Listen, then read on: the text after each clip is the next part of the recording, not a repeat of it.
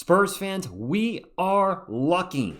With the first pick, the San Antonio Spurs select Victor Wembanyama. With the fourth pick, the San Antonio Spurs select Stephon Castle. With the second pick, the San Antonio Spurs select Dylan Harper. Because something like that may never happen again in the NBA.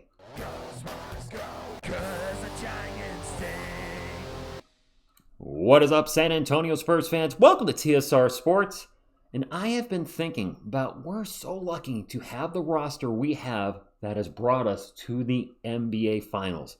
And the question, will this ever happen again? I'll answer that at the end of the video, but I want to take a look at what's happened in the NBA recently with the change in the lottery rules, how we got our picks, etc. So let's just get into the heart of the video. The NBA lottery rules have changed substantially.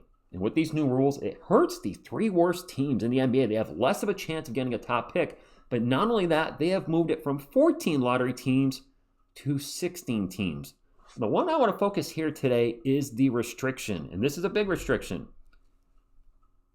Can't receive the first overall pick in 2 consecutive years. And you can't receive the top 5 pick in 3 consecutive years. Which, as you saw in the opening video, our Spurs drafted 1, 4, and 2.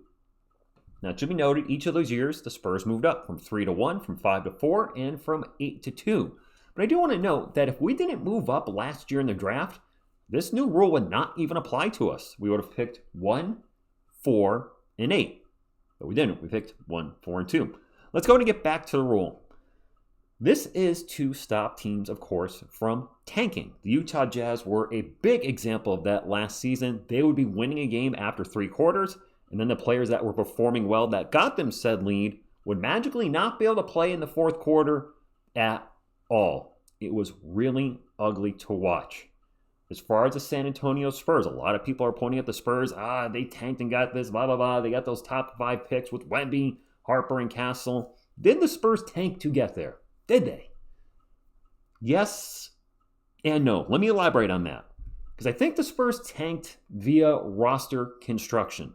These are the Spurs starters before Wemby. Trey Jones, who is a fringe starter. Devin Vassell is a starter, but missed a lot of time that season due to injury. Keldon Johnson is a bench player. Jeremy Sohan, at this point in his career right now, is a garbage time player. And Jakob Poeltl was traded at the All-Star break. Because of injuries in the trade, the Spurs also had these players start. Keita Bates-Diop started 42 games. Malachi Branham, a rookie like Jeremy Sohan, started 32. Everybody's favorite Zach Collins started 26. And Romeo Langford started 21 games. KBD and Romeo are no longer in the NBA anymore. So this was a terrible roster that was gutted from trades. I mentioned Jakob Poeltl before the season, DeJounte Murray, Derek White, etc., DeMar DeRozan. So this was a tank via roster construction, which was only made worse by the fact the Spurs whiffed on not 1, not 2, not 3, but 4 first-round picks. And I hate to revisit the Spurs fans, but this is part of what led us to Victor Wembanyama and company. In 2021, the Spurs knocked that out of nothing as they drafted Joshua Primo, 12th overall, who would be released the following season due to off-the-court issues. He's no longer in the NBA. And you know what? Maybe there's Joe Wieskamp. I know he's a second-round pick, but this was one of, if not the worst drafts in Spurs history. And it only gets worse because the following year, what we thought was going to be a huge year, 3 first-round picks. Oh my goodness. We take Jeremy Sohan at 9, Malachi Branham at 20, who was thought of as a steal at the time, and Blake Wesley, I think also a lot of analysis put him as a steal at 25. And this 2022 NBA draft was a dud because none of these guys are on the team anymore. So the Spurs missed, and not 1, but 2 drafts in a row, big time, because they had 3 chances here. Strike 1, strike 2, strike 3, you're out. So what's my point? What am I getting at here? The majority of the Spurs tanking during that time frame was due to bad drafting and roster decisions that were questionable. Point Sohan experiment. That didn't quite work out so good.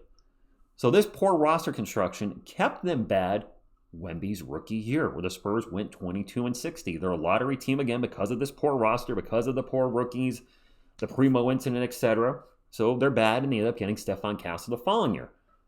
Well, that year they dealt with a ton of health issues. Let's not forget, the start of that season, Wemby's second year, Greg Popovich stepped down after what? Well, he didn't step down immediately, but he had his health scare and was replaced by Mitch Johnson. And hey, Mitch, in my opinion, is the coach of the year this year, but he was not ready to be the Spurs coach last season and was clearly in over his head.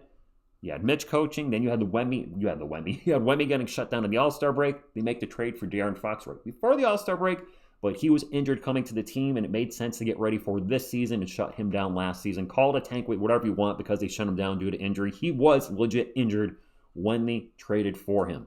And of course, the Spurs had the luck of moving up 3 times in the draft. So my point is, are the Spurs the problem? Are they the reason for that? People look at Spurs, they tanked. I think they had some really bad luck with injuries, losing their head coach, and also just bad drafting. If you want to look at teams that were tanking or maybe really contributed to this rule more so than the Spurs, the Detroit Pistons. You guys remember the Pistons? From 2020 to 2024, they drafted 7th, 1st, Cade Cunningham, 5th, 5th. That is absolutely not possible with the new rule to draft in the top 5 4 years in a row. This rule is because of the clearly tanking teams like the Utah Jazz, who were fined last season. We're still in this season, fined this season. And the Indiana Pacers, who were fined this season as well for resting a healthy Pascal Siakam. And the Spurs were bad. We didn't have players like that. Not the Keldon Johnson year, at least before Wemby. We had Wemby. We weren't resting guys intentionally as far as I can tell. Let's get back to the whole point of this video. Will this happen again? Will we see a team get 3 top 5 picks in a row like the Pistons or the Spurs? When the Spurs knocked out of the park, obviously. And I think, let me just stop for a second. The Spurs are a focal point of this talk because the people that are talking about it, because they nailed it 3 years in a row. Will it happen again? I say no. I think this top 5 rule, no drafting or getting a draft position in the top 5 3 years in a row, I think that's around to stay. I also think the no first round pick, the number one overall pick back to back, that is here to stay. There are going to be tweaks along the way for this new NBA lottery. They'll probably adjust the percentages. They might move things around a bit. They have to see how it plays out.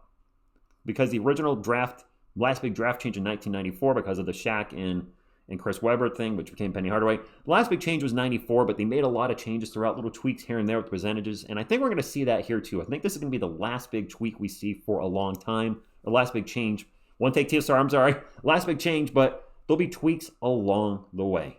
And for the people that want to sit here and say, well, you know what, it's still unfair. The Spurs got Wemby, then Castle, then Harper. Wemby? Hey, it is what it is. We moved up, got him. It is what it is. Harper, that was a great pick as well. I want to talk about Stephon Castle for a moment, who was arguably the best player in his draft class of 2024. Kind of got some shade thrown at him when he won Rookie of the Year. Like, oh, it's a bad draft class. It's not the best draft class ever, but Stephon Castle is shown to be a defensive monster, and the offense is coming around. Do you think it's unfair the Spurs have Area 51 in any way, shape, or form? If you're a non-Spurs fan watching this video, if you don't like the fact the Spurs got Wemby and Castle, let's not forget, not 1, not 2, but 3 teams passed on Stephon Castle in the 24 draft. The Atlanta Hawks drafted Zachary Rasache with the 1st overall pick. Washington Wizards drafted Alexander Starr, looking like he's going to be a very, very good player with the 2nd overall pick. And the Houston Rockets with the 3rd pick grabbed Reed Shepherd, who's been a valuable asset off the bench. 3 teams passed on Steph. So if you want to be mad at Steph being on the Spurs, don't be mad at the Spurs. Be mad at the 3 teams that passed him up.